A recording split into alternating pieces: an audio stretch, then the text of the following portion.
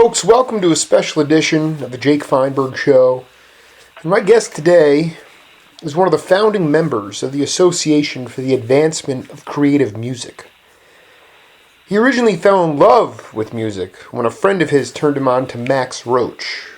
Still, he wasn't sure if he wanted to make a career out of music, so he continued getting his degree in medicine at the University of Illinois in Pharmacy. At the University of Illinois in Xavier, Texas Southern. I got my degree at Texas Southern. I went to Xavier for 2 years. I got my degree in pharmacy at Texas Southern, and I did graduate work at University of Illinois. Still, his compass pointed him due north to Chicago, where the emergence of a new sound in jazz, as well as blues and soul, was percolating. A freedom sound, with artists like Sun Ra, Muhal, Richard Abrams, Eddie Harris, and Cleanhead Vincent. And in 1967, he was the drummer on AACM's first ever recording, Roscoe Mitchell's Sound. Alvin Fielder, welcome to the Jake Feinberg Show. Thank you. I wanted to ask you, going back in history here, can you talk about why white Southerners wanted to keep the drum out of the hands of the slaves? Well, from the older musicians I've talked to, from the musicians in New Orleans, of course, the drums were used in Africa to send messages. And there was a message in the drums, a way of communicating. Of course, when the slaves were brought over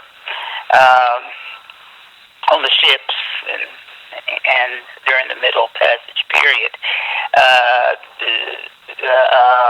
the slaves were put in situations where they didn't have people from their own tribes near them, so they couldn't do any type of communication, even coming over. There were a lot of different languages being spoken on the continent of Africa. And, of course, that happened, and, of course, the drums was another means of communication, and that took place, too. Why? What was the threat though? So it was more communication. It was not music, but it was actually a language. That's correct. Right. And if you keep people from communicating, I mean, there can be no type of rebellion, planning to escape, or just messages even from families. You know, you look at our history in the last 100 years, and in sports, I'm watching a football game last night, and the best players, the most athletic players, the most gifted athletes, the ones that all the youth look up to are black. The musicians of this current contemporary time period, rap musicians, soul and R&B musicians, are black. Many white youth look up to them. We have a black president who politicians generally will just deflate and make him out to be a failure, because if Barack Obama succeeds, then we will have the most successful president in history being a black president. It seems to me like there's been an insecurity for some time about the white man's feeling of inadequacy as it relates to the black person. I wanted to get your thoughts. Well,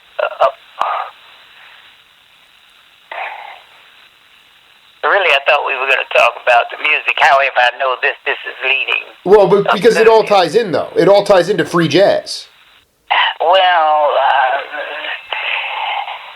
number one, the term jazz is a misnomer too. I think right.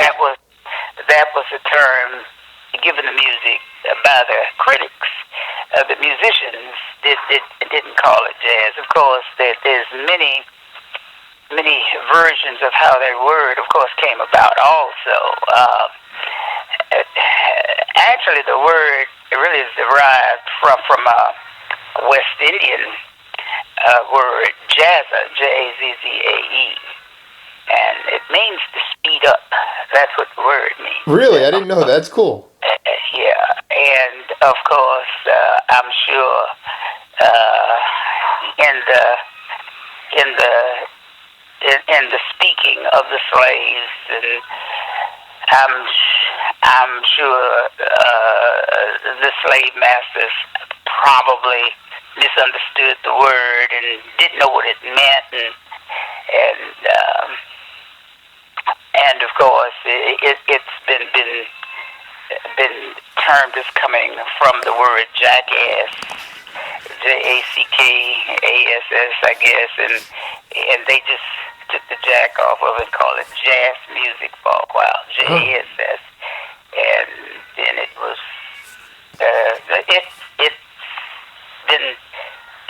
it supposedly has had many different meanings, but there's a book called Black Cargoes that's a very good book written about the transportation of slaves and the slave trade, you know. I wanted to ask you specifically about the belief in a strong black consciousness as it relates to the leaders that came out of the civil rights movement, guys like Malcolm X and Martin Luther King, and comedians, guys like Bill Cosby and Richard Pryor, also like the Congressional Black Caucus, and all the kind of, there was a feeling of a strong black youth movement, and I think that is where ultimately AACM and all the great soul music came from. There was a feeling of real hope and sort of a dignified, for the first time I feel like blacks in general felt like they were really making progress. And I've talked to other musicians, guys that like Richard Davis, the bass player, who, basically say like we could do the civil rights movement. We haven't made any progress since the civil rights movement of the 1960s. We could actually do that all over again. And but going back to that time when you were with that freedom sound in the, I pretty much feel the same way. Of course, actually, as far as the art of the black folk, it's definitely gone backwards. Right. And I've never referred to this music as soul music. When somebody mentions soul, I say, "What, shoe soul?" It was rhythm and blues. To get a real feeling of what rhythm and blues was really like, you need to go back to the late 30s, early 40s, 50s, 60s, when most of the rhythm and blues players were supposedly musicians from the bebop idiom. And I can remember seeing Ray Charles' band back, 48, 49, 50. B.B. King's band, when he had Jimmy Merritt on bass. I remember having a conversation with him in 1948 in my father's drugstore. By the time I was listening to Charlie Parker and Max Roach and Dizzy Gillespie and Don Byers, people like that. Before then, of course, I was listening to Louis Jordan and his Symphony 5 and Jimmy Liggins Orchestra and Tiny Bradshaw, people like that. And all of the musicians in that band, they were quote unquote jazz musicians. And I can remember he had a drummer by the name of Ted Curry from Newark, New Jersey, a beautiful bebop drummer out of the Kenny Clark tradition. Mm-hmm. And I actually took lessons from him. We would invite the musicians over to the house, and my mother would fix dinner for them, and I'd go upstairs with the drummer and take drum lessons. But then the music was in the black community mainly. Whites didn't listen to rhythm and blues then. The younger whites, they were denied the privilege by their parents of listening to Guitar Slim, and Choker Campbell, and Ray Charles, B.B. King, Lowell Fulsom, and people like that. But black kids heard this on the jukebox next to Charlie Parker and next to early James Moody, and there was a rhythm in the black community that wasn't in the white community at that particular time. And of course, most of the younger black musicians were pushed toward rhythm and blues and supposed jazz, whereas even if a black musician was classically trained, I mean, they couldn't get into symphony orchestras, they couldn't get into civic orchestras, so we had no alternative. It was our music. Ornette Coleman put a record out. This is our music. And it was. I mean, every creator and innovator in this music has been black, and blacks fail to overlook this, that their greatest strides in America has been made in music. It was the music created here, and Art Blakey once said, "No America, no jazz." If you hadn't brought the blacks from Africa here, you wouldn't have this beautiful music, and I do mean beautiful and complicated. One of the most complicated musics in the world, and it's been lost. Number one, there was a change in music approximately every 20 to 25 years in the past, and it changed as the world changed. There was change in the music during the Spanish-American War. There was a change during World War I. There was a change during World War II.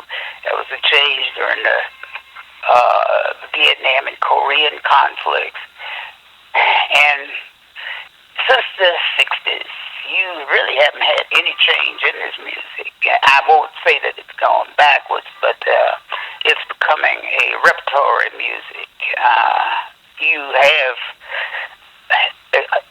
great players, very, very, very good players technically, but this was once a mentor music, a bandstand music, and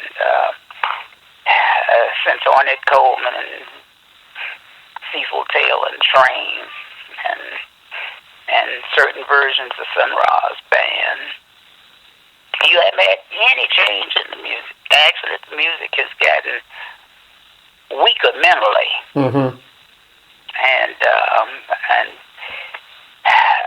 I've gone through what 6 decades now, and sometimes you get a little bit discouraged. The AACM was formed because younger musicians of that period couldn't get work. Of course, in the AACM, some of the musicians were working. The AACM was really formed out of certain bands. That was a Roscoe Mitchell group, which was in a quartet, the Joseph Jarman Sextet, Fred Anderson and Billy Brimfield and Joseph Jarman and Thurman Barker, beautiful drummer, Christopher Gaddy, pianist, that left us much too soon, and Charles Clark, bass player, very beautiful bass player, had a stroke very early on. He was coming out of a civic orchestra rehearsal, and Colin, his wife, and had stroke, passed. And, of course, Muhal's quartet, which was then Cal Ferruccia, Lester Lashley, and me, and some other musicians. Jodi Christian, Eddie Harris was supposed to have been in the AACM. Of course, he was very, very busy. He was working. Jodi was working a lot, I guess. He'd worked with everybody in town. I mean, Johnny Griffin and John Gilmore and so forth. Very good player. And Jarmen, the drummer. Actually, there were 4 drummers in the original membership. Steve McCall, Jarmen, Thurman Bach, and me. There were a couple of bass players, I think, Malachi Favors and Charles Clark, and several saxophonists. A few trumpeters, Freddie Berry. Lester Boyd was not in the original AACM. And Alvin, I want to go back to something you said. You said that the musicians couldn't find any work, and that's why the AACM was formed. That's correct. But I wanted to ask you. It's a very strict rule. Let me ask you. I have a question for you. Let me ask my question. How significant a role did the all-black unions play in getting younger musicians to be able to form groups, to be credible, to be able to have an intellectual capacity? Like you said, the music was more complicated. How much did black unions play a role in getting younger black musicians the opportunity to play music? Well, you must remember, be it black or white unions at that particular time, they were finding work in certain places for their musicians. Of course, the Chicago local was very strong.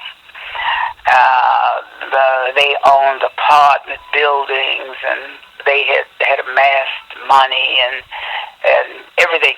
They found musicians work, but there was a new group of musicians coming along. Mm-hmm. People like Roscoe Mitchell and Joseph Jarman that weren't finding work in clubs, not concert settings, and so forth. And, of course, the newer musicians, there were other musicians working. I mean, of course, there was Johnny Griffin in town, and John Gilmore, and members out of Sun Ra Band, Patrick, Jim Spaulding, and the Bugs, Cochran, Robert Barry, and so forth. They were finding work with older musicians, older established musicians, but this was a new crop of musicians, a new set of thinkers, and they had new ideas about the music and how the music should be presented to the public. You must remember, when you work in a club, you work under conditions that's really akin to slavery. And of course, the musicians were thinking on another level. This music always extends itself, and it's like climbing a set of stairs. I mean, you went from ragtime to New Orleans music, to swing, to bebop, and hard bop, and so-called West Coast jazz, and then avant-garde and stuff. And you had a new set of thinkers coming out after Charlie Parker died, of course. We were all of course, tied to Charlie Parker's era, which was the change of the century, really. When you think about it, Charlie Parker, just that he was everybody's mentor: drummers, piano players, bass players, trumpet players. Everybody in that era came from Charlie Parker, and the music didn't change until Bird died. And then it still, of course, came from Bird. There would have been no Sonny Rollins, Coltrane, Ornette Coleman, and so forth. If there hadn't been Charlie Parker, Max Roach even, of course, guys were working on certain things like Kenny Clark, of course, transformed the drum. I mean, and Jimmy Blanton, of course, was instrumental in changing the way bass players played. However, there were bass players prior to him that led up to them, because in the earlier bands, they used tubas and stuff. And right. then, of course, as the bass came along, of course, the drummer was playing four on the foot and very loud, of course. And then the drummers, as bass players became more prominent, they started to feather the bass drum, play it much lighter. And the time had to be transferred from the bass drum, of course, to other parts of the drum. Drummers used to play a simulated cymbal rhythm on the snare drum. Kenny Clark called it digging coal, and then it was transferred to the hi-hats by other drummers like Papa Joe Jones, O'Neill Spencer, and the drummers from that particular period. And then, of course, Kenny Clark transposed time to top cymbal. And that's where modern drumming came in. Of course, Kenny Clark got fired out of several bands, I mean, for doing that, because he was making accents with his bass drum and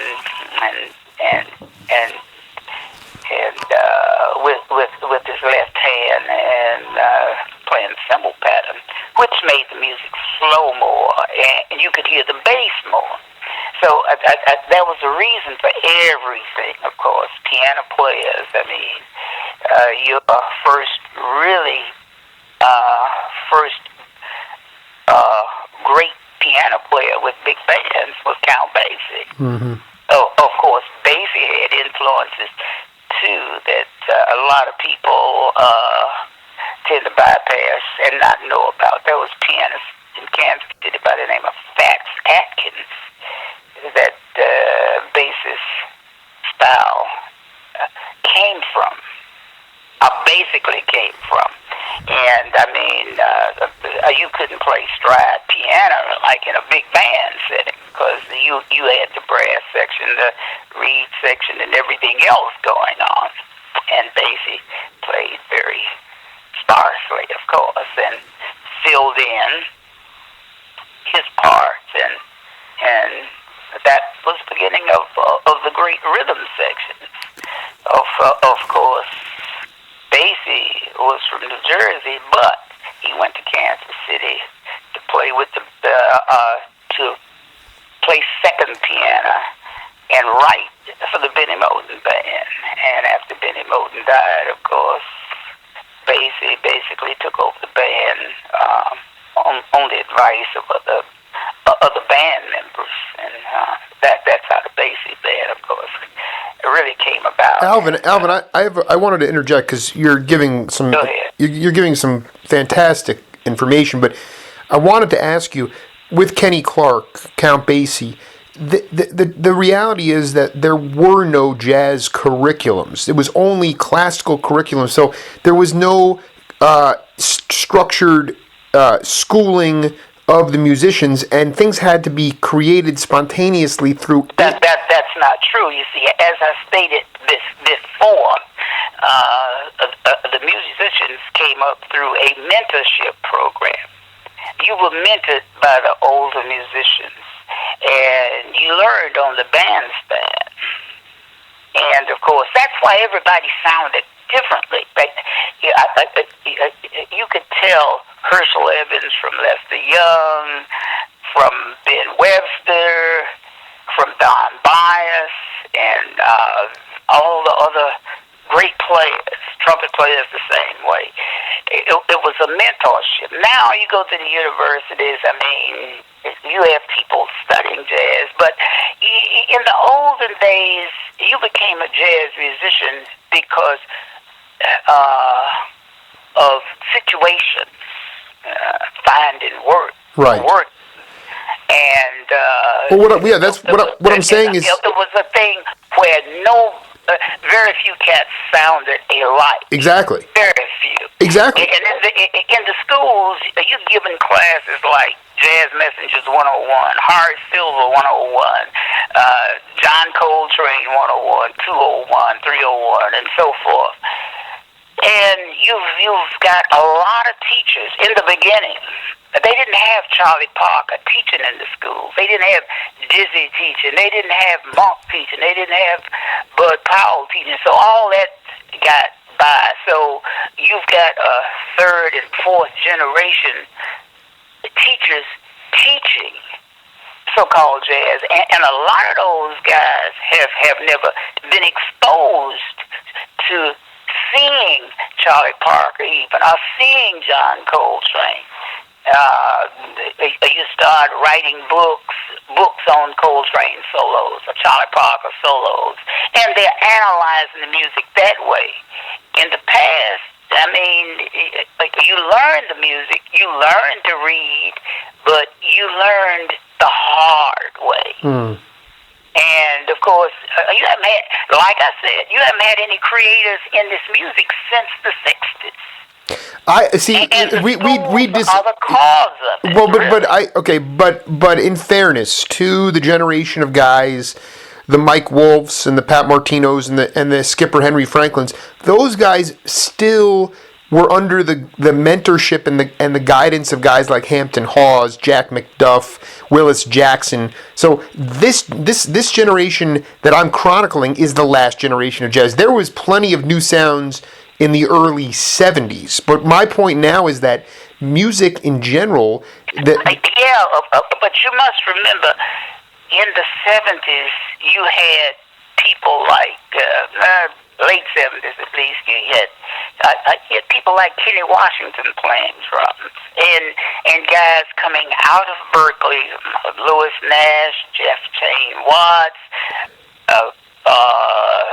Donald Harrison, and people like this, but the filter wasn't fully there. They were close to the 60s still.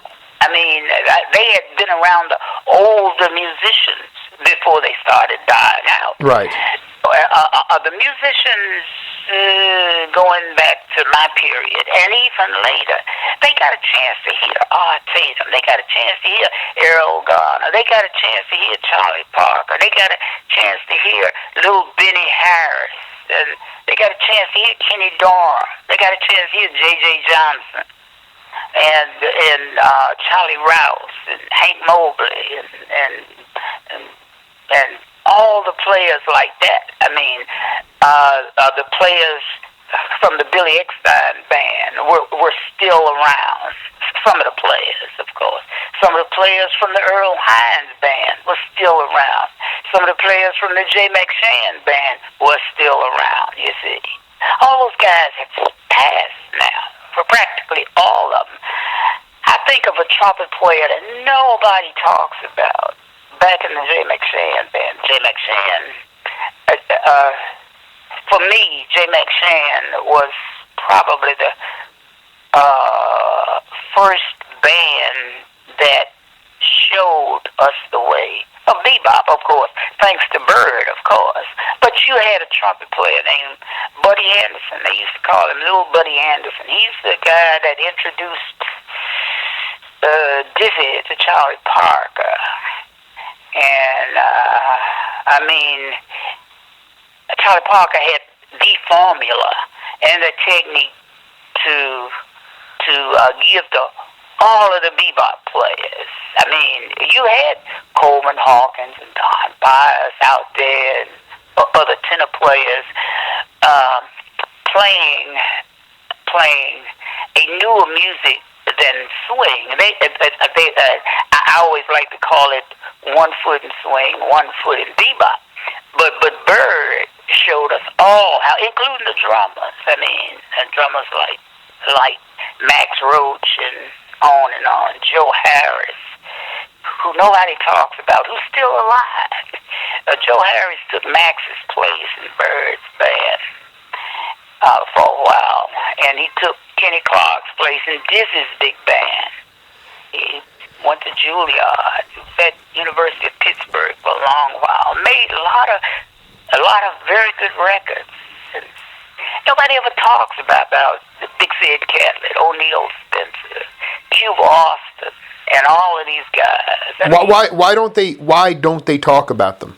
They don't know about them. Why? In the schools. Why not? Because you have teachers, your so-called teachers didn't know about them. They weren't exposed. You have a whole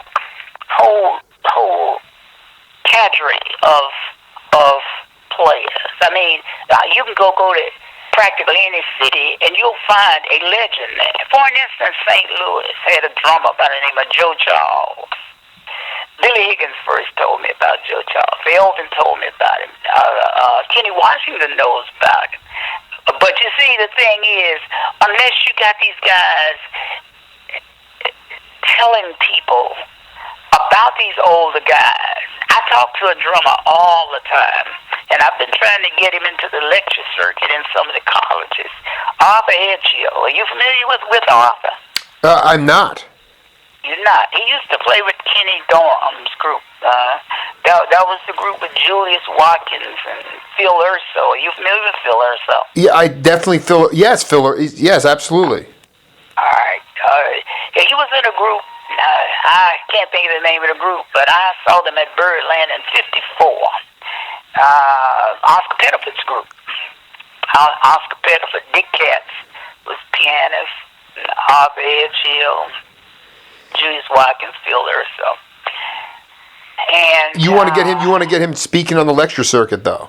Yes, and I've offered to pay universities and colleges half of his fee, but they don't want to bring him in, and it has really pissed me off because I have friends who work in colleges who have fairly good budgets, but they don't.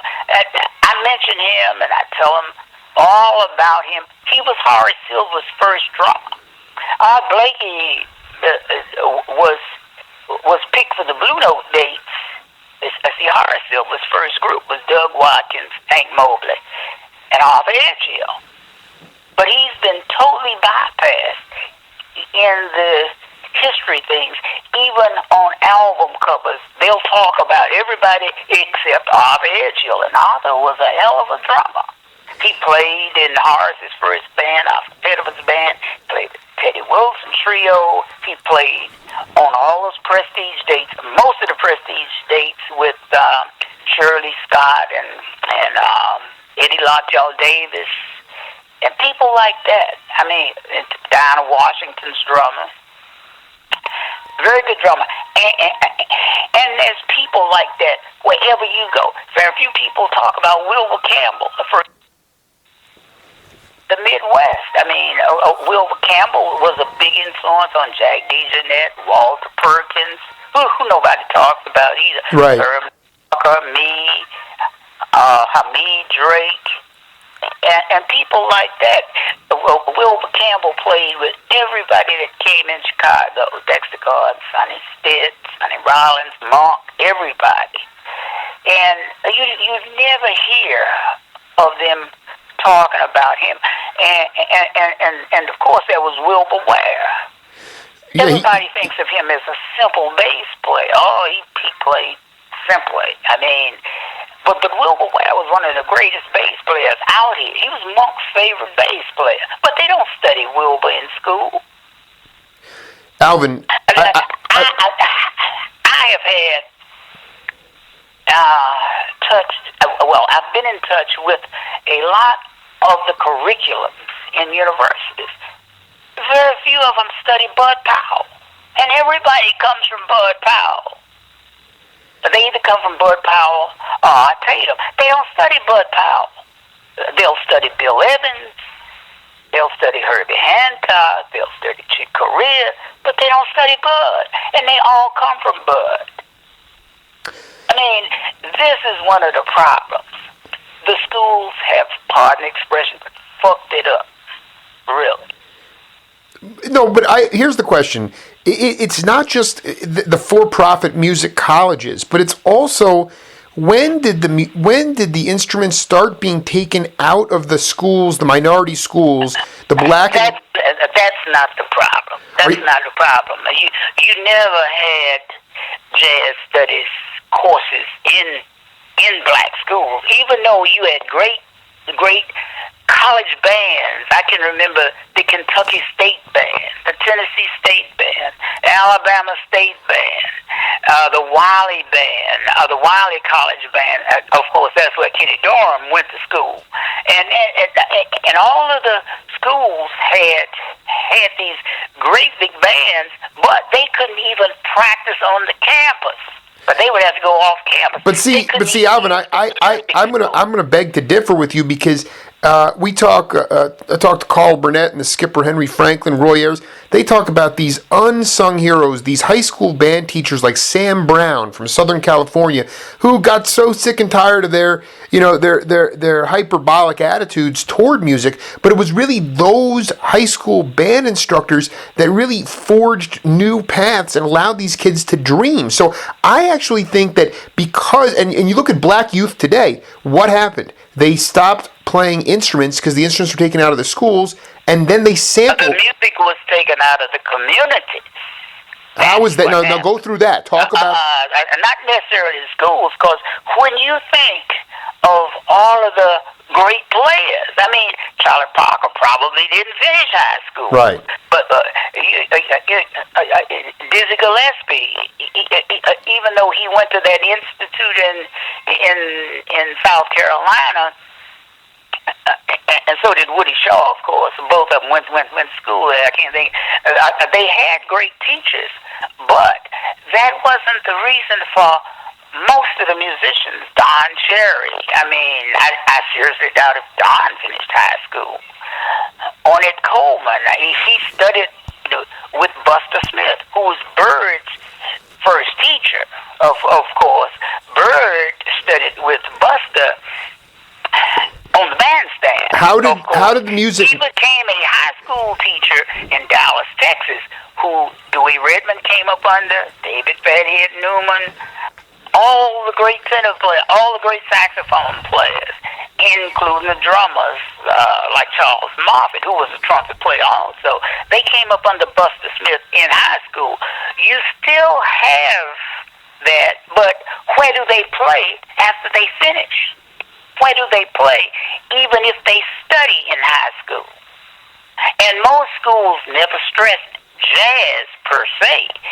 They were in the marching band, they were in the concert band, but they didn't have jazz bands, so-called stage bands. So the question is, were the black communities prior to desegregation? They were the ones that where the music came from. It was the communities. It wasn't the schools. That's correct. You're absolutely right.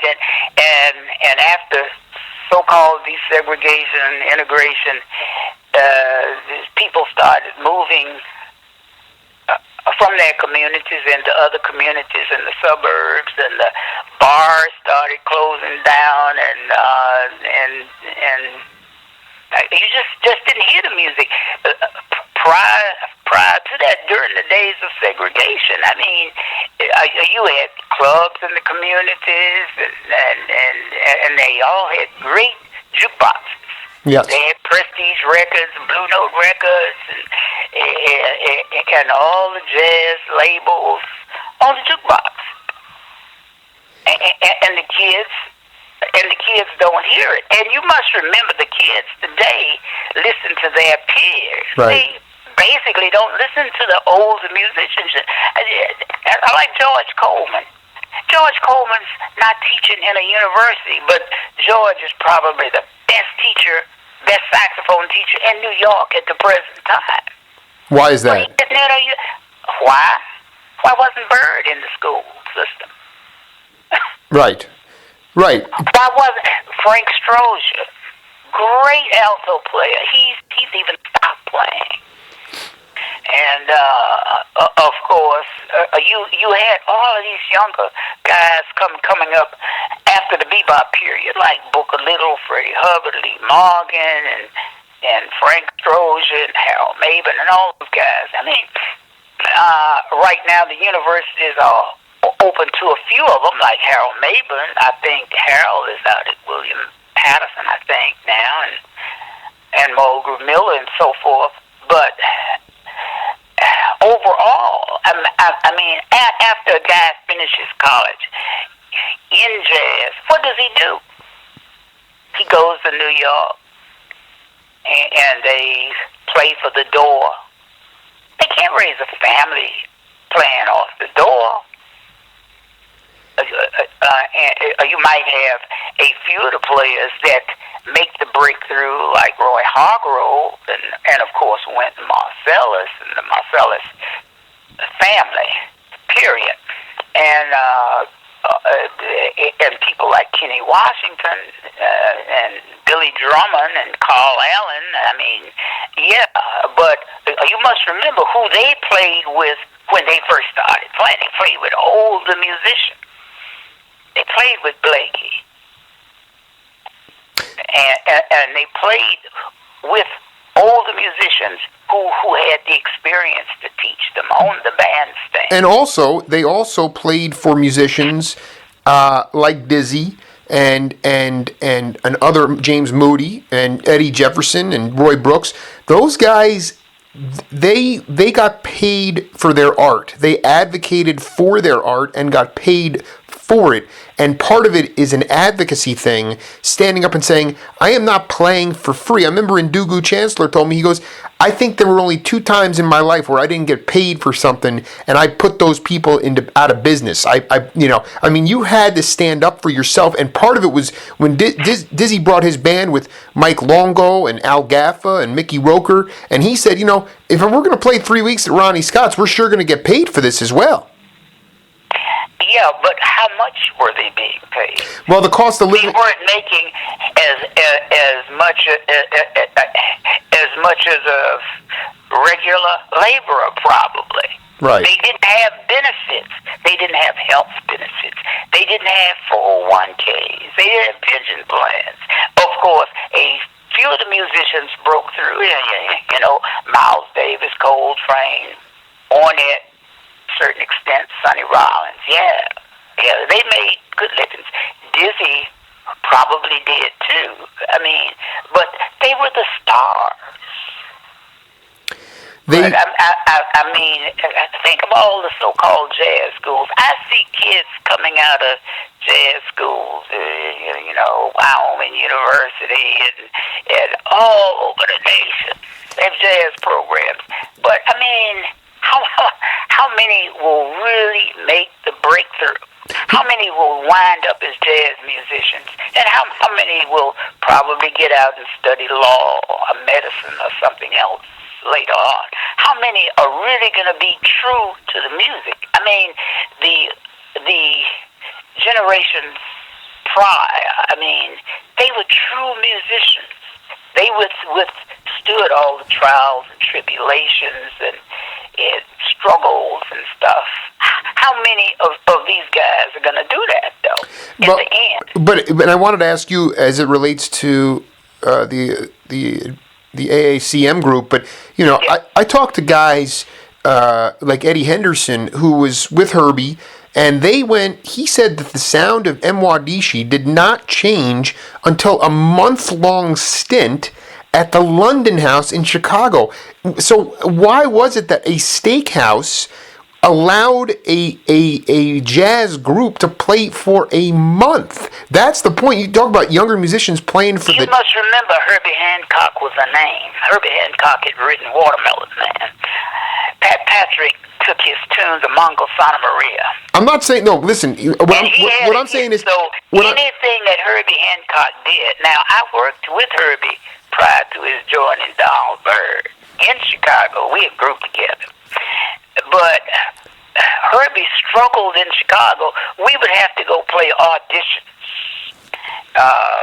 Reuben Cooper, my brother, William Fielder, and Reggie Willis, the bass player, Herbie. We would have to go play auditions for nothing.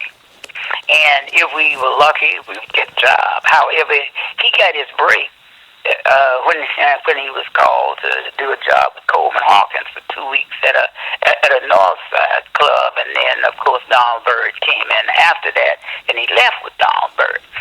But of course Herbie had a name. He'd been with Miles Davis, and Mawandisi was a hell of a group. I saw the group. Billy Hart's a good friend of mine, and Herbie was a good friend, and that group was a very good group. And the London House brought in great groups. I mean, they brought in Oscar Peterson's trio, and they brought in Stan Getz, Roy Haynes, and people like that.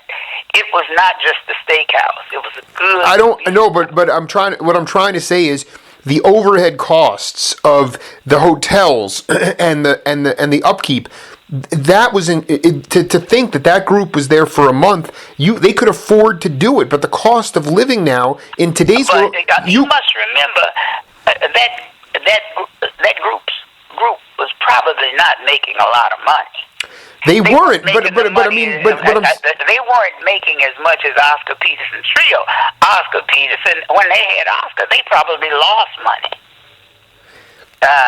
And you must remember Stan Getz was making a lot of money then. I don't know how much he paid his sidemen, but Herbie at that time, he was I seriously doubt if Herbie was making a lot of money. Those guys were probably making $200-300 a week each. No, what I'm trying to get at is the idea of how far our values have changed in this country. Is that a band like that their sound changed while they were able to get in a groove for a month. That couldn't happen in 2012 because the cost of living is too expensive. That's my point. Well, and you have fewer clubs. You must remember Chicago had probably 30 or 40 jazz clubs at that time. You could go up 63rd Street, and you had Crown Capella, Swingland, the Persian. You had McKee's Show Lounge, and on and on and on. My first night in Chicago, I heard Lester Young. Johnny Griffin was playing with him. Norman Simmons, Victor Sproles, and a drummer. I can't remember his name. And then the next club I went to was Swingland. That was about 5 or 6 blocks up the street. In between there were probably another 10 jazz clubs. Johnny Griffin, John Gilmore, Jodi Christian, Bill Lee, and Wilbur Campbell. I went across the street, and here's Andrew Hill, Malachi Favors, and James Slaughter. I mean, you had that many jazz clubs there, just on 63rd Street alone. I'm not talking about 47th, where the Sutherland Lounge was, where everybody played there. Miles, Train, everybody. Philly Joe Jones had a traveling group then. I mean, you had places to play. The Archway Lounge. Every Thursday night had fabulous jam sessions. And then on Monday nights, everybody had jam sessions. There were places to play, but they weren't using many members out of the AACM. Maybe Jodi Christian, Muhal, Abrams, and I was going to the sessions playing. Malachi Favors probably had a job there. But Roscoe Mitchell didn't have a job. Joseph Jarman didn't have a job. Billy Brimfield didn't have a job. If Fred Anderson came on the bandstand, the rest of the players would walk off. I mean, so out of the 16 or 17 AACM members in the beginning, you probably had 5 or 6 of them really working. So Muhal, Abrams, and Phil Coran, Steve McCall, and Donald Garrett, who was never in it, but they were the formative people in the AACM, and we decided to be the sponsors of our own concerts. Sometimes there were 5 people there, 10 people there, but we would have those concerts every week. It was a different group. A record has just come. Well, actually, sound up until until maybe 2 months ago, was the first recording of a AACM group. But now there's another one, and it's called Roscoe Mitchell Before Sound. And that was Roscoe's original group, Freddie Berry, Malachi Favors, me, and Roscoe. And that's just out on the Nessa label. Now, this is the way the group originally sounded. Sound was just it was like it was the group expanded, and the group after it had been together maybe two years. The original Roscoe Mitchell group really had influences out of Eric Dolphin and Ornette Coleman. We were playing straight ahead. Of course, the horns were playing loose. The rhythm section was playing pretty straight. Sound was totally different. And then the third one now was Joseph Jarman's group, As If It Were the Seasons. Now, that had the group with, of course, Billy Brimfield, Joseph, and Fred Anderson, Christopher Gaddy, and so forth, Thurman Barker, and Charles Clark in it. I wanted to talking to Alvin Fielder, legendary drummer and jazz historian. I'm legendary because I'm 76. Exactly. And I won't be here too much longer. No, but everybody gets to be legendary at an old age. Well, but I mean, but you also have a track record of education and knowledge and playing. So I mean, there absolutely is credibility to that moniker. But I wanted to ask you a little bit about a guy that I'm fascinated about. I'm not sure if he's still alive or not. He ran a record label in Chicago. His name was Dick Shorey. Did you know Dick? Shorry. Schory. He ran Ovation. Oh, I heard of him. I didn't know him personally. He gave an opportunity through Ovation Records. He gave an opportunity to a piano player on the West Coast named Gene Russell to open a label called the Black Jazz Label. And I remember that label. Yeah. You know, and that to me, I remember the label. Yeah, and the guys that were on that label were some old war horses like Walter Bishop Jr. and Woody Shaw and Gene Russell. But Gene also gave an opportunity to up and comers, new guys that were trying to create their own viewpoint, their own sounds, like the Skipper and Dugu and Bill. I have some of those records. Yeah. Now, so do you? When you listen to that, I mean, that was still creative sound. That was still there were new ideas coming from that. Was it not? Yes, you play what your environment calls for you to play. You're a product of your environment. You had great players on the West Coast. There's a drummer I think of all the time. I've been trying to track him down. He's in a nursing home now, Lawrence Marable. Oh, sure. And, I mean, you don't hear anything about Lawrence. I guess it's always out of sight, out of mind. and then you had, of course, people like Hampton Hall out there, Carl Perkins and Curtis Counts and all those guys. Gerald Wilson? They were recording on the contemporary label mainly, some on the Pacific Jazz label. But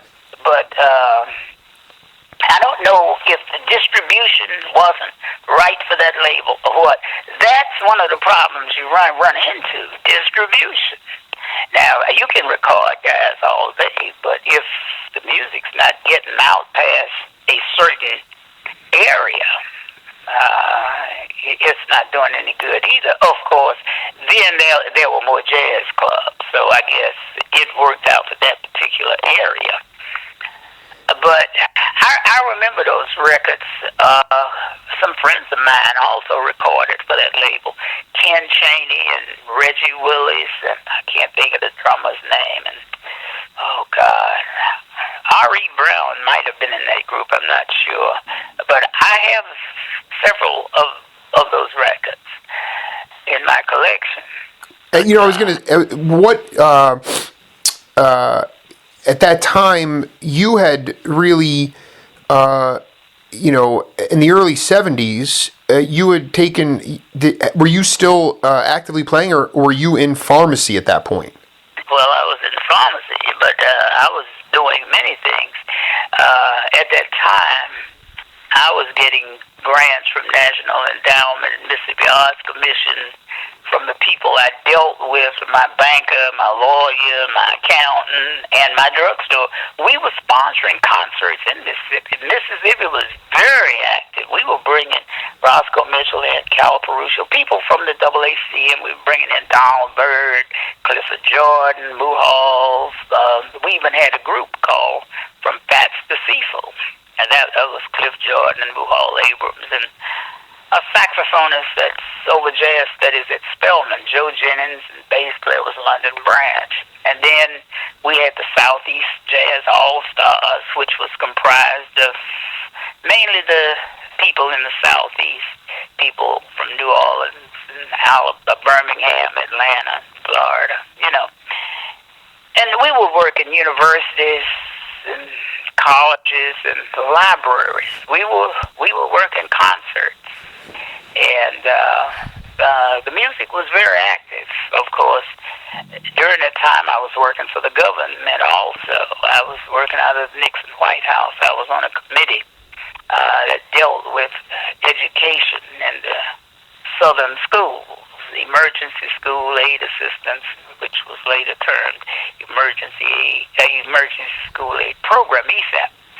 And, of course, I had a lot of contacts in Washington then, and we had set up a nonprofit group to apply for funds. And of course, we were bringing in Jodi Griffin, Betty Carter, Jimmy Heath, Dexter Gordon, all those people. They were in Mississippi, either in Meridian or Jackson, Mississippi. The music was on fire down here. Yes. And we were paying them extremely well. We were working big auditoriums, places where the symphony held forth, and in Meridian we were working the libraries quite often with quartets and quintets comprised of AACM players. The junior college there, they were bringing in people like Fred Anderson and Clifford Jordan and people like that. No, I was quite busy then, and then after that, of course, I met Kid Jordan after that, and we formed the Improvisational Arts Quintet, and it was a very popular group. We worked quite a bit. We worked a lot of schools and stuff. We were only playing a couple of clubs. Lou and Charlotte's Club. There was a famous jazz club in New Orleans. They were bringing in people like Kenny Jarman and Milt Jackson. And, of course, the World Saxophone Quartet was started in New Orleans by Kid Jordan. And I was getting it. I worked their first 5 jobs. They had a rhythm section. They had a bass and drummer. Alvin, did you ever have a chance to collaborate with the school that was run by Ken McIntyre and Warren Smith and SUNY Westbury? No, Warren Smith is a very, very, very close friend of mine. I just did an interview with him too. We had a great talk. Warren and I talked quite a bit. Like I told you the other day, he was my contact with Max when he was ill. That's right. Warren is a beautiful player, very versatile. Warren first is a musician, and he's a percussionist after that, but he was a musician. You want to be a musician first, then you play your instrument. But you want to be a musician first. Kenny Clark told me that years and years ago. Be a musician first. What is that? Can for the lay person, can you just talk a little bit about becoming? How do you know when you've become a musician before you? Well, you must remember in olden times, if you had a band, be it a 5-piece band, 10-piece band, 16-piece band, they would all say, well, there's 3 musicians and a drummer, or there's 9 musicians and a drummer. Usually the drummer didn't know that much about music. They weren't familiar with the piano or the way compositions are put together. They were, excuse me, basically they had to keep time. Of course, Kenny Clark changed that. Kenny Clark brought the drums to the forefront. Of course, Max Roach, who was a student of Kenny Clark's, so was Shelley Mann. They brought the drums even further to the front. But Kenny Clark was a great xylophonist. He also played trombone. In the Army, he directed a choir. And Kenny Clark was a great musician. I have some recordings of him from 37, I think, with the Edgar Hayes band or something. Well, he was playing xylophone. He was a very fluent player. Alvin, so that meant that he had to know something about piano. And about composition. A lot of compositions you hear, for an instance, Sonny Rollins' Tenor Madness, that was originally called Rue Capitral or something. That was written by Kenny Clark and Kenny Dar. And a whole lot of things, like a lot of Monk's music really came from Mary Lou Williams, who was Bird's mentor to a point, Dizzy's mentor to a big point, Monk's mentor to a big point. A lot of things, rhythm name. You see, it's been named 3. It has 3 different names, but most people know it as Rhythm Name by Monk. But it was really background riff in the Andy Kirk band on Walking and Swinging, but that actually came from Charlie Christian, Page and Dr. Christian. So there's most of those tunes have been named something else. Night in Tunisia was named the Interlude.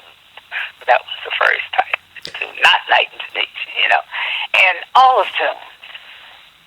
And I mean, they don't teach that in the school. Well, Alvin, I want to. They don't teach guys about Charlie Christian and Jimmy Blanton and people like that. They're stressing people like Ron Carter, who should be stressed. They're teaching people about Scott LaFaro, who should be stressed. Mingus and so on. They don't even teach Pettiford that often now. How much accountability? It's a shame. How much accountability, though? Ron Carter mentioned this to me in our interview. How much accountability or responsibility does the black media take for their absence of knowledge of jazz? Don't even mention it. Do it. Don't even mention it. I mean, I don't even want to talk about that because it's zero. As far as I know. Now, there may be some of the media in New York doing something. I don't know. Black media in New York. I look at the Oprah Winfrey show. And as much as I admire, I respect and everything, she's done nothing for jazz. I look at Quincy Jones' periodical, Q, I think. They don't talk about jazz in there. And that's where Quincy got his knowledge from. I mean, but they don't talk about it. I don't know how much Quincy has to do with the book itself, but, I mean, it's a shame that they don't cover Sonny Rollins, Ornette Coleman, and people like that. I mean, Randy Weston. I mean, nothing. What is your thesis or rationale? Is it that it's too complicated and it doesn't add up to dollars? Is it that transparent? Bottom line, dollars. Yeah. Bottom line, dollars. And I don't know. People don't want to know. Sometimes things get too complicated for them. Ignorance is bliss. Alvin Fiedler, this is only chapter 1, my friend. We've gone for an hour 5. Oh God! It was a now? beautiful. How much do I get paid for this? No, I'm serious. Well, I can burn you a copy of the interview if you'd like.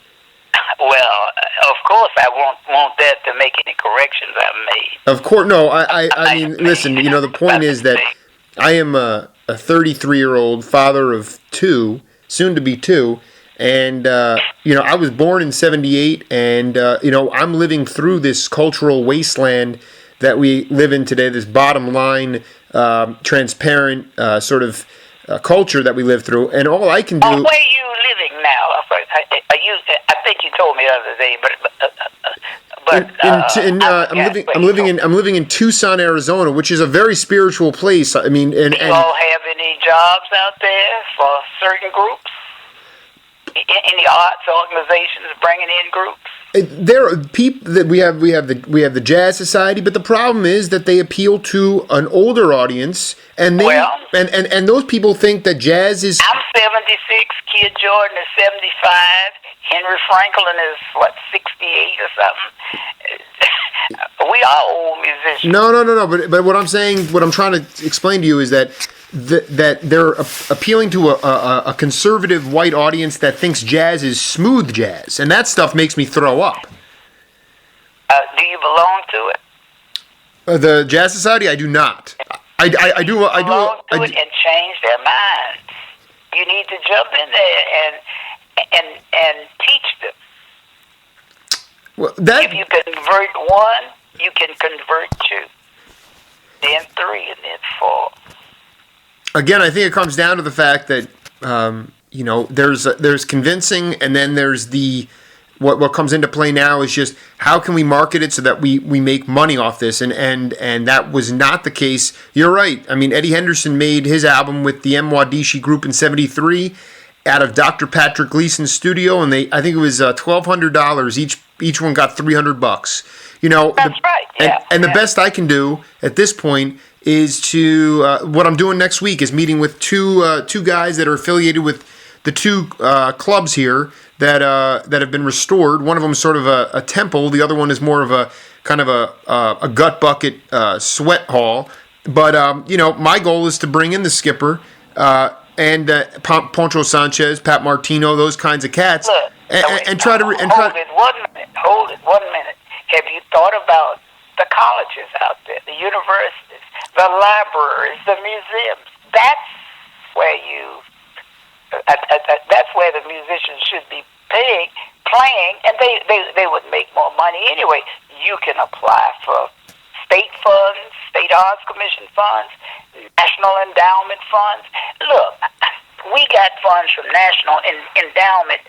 Number 1, of course, I knew some people there, but nobody applied for national endowment money in the South except us at that particular time. They were looking to fund organizations outside of New York and Chicago and the cities. Have you ever tried national endowment? Listen, I'm like a baby bear in the woods, Alvin. If you can be in some ways a mentor and at least explain to me. No.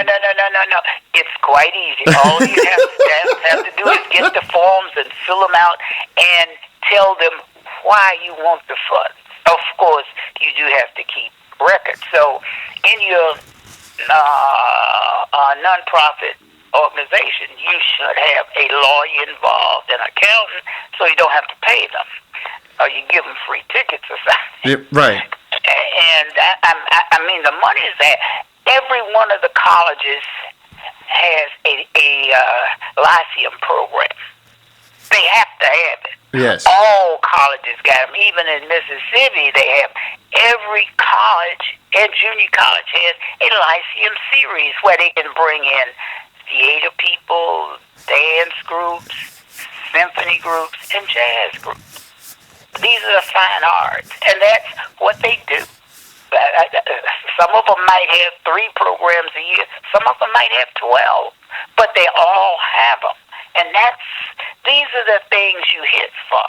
You hit where the symphonies work, and you hit where the ballet troupe might be working. You hit where the theater people are working. That's where you put the music anyway. I don't even think of clubs anymore. I love that attitude, Alvin. I do want to tell you, thank you.